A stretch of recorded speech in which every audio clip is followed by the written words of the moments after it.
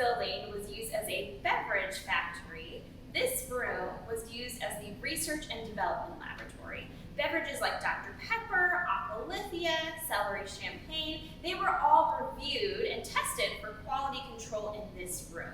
Now, because of the nature of that work, sometimes things used to get a little messy in here. However, the architect of this building, Milton Scott, included some really special designs to help ease the cleanup. He made sure that the floors in here were slanted so that any spilled water or spilled syrup could flow into the indoor gutter system that he included in the perimeter of the entire second floor. Today, we have an exhibit called From Beaker to Bottle that takes a look at the research and development techniques that modern beverage companies use today.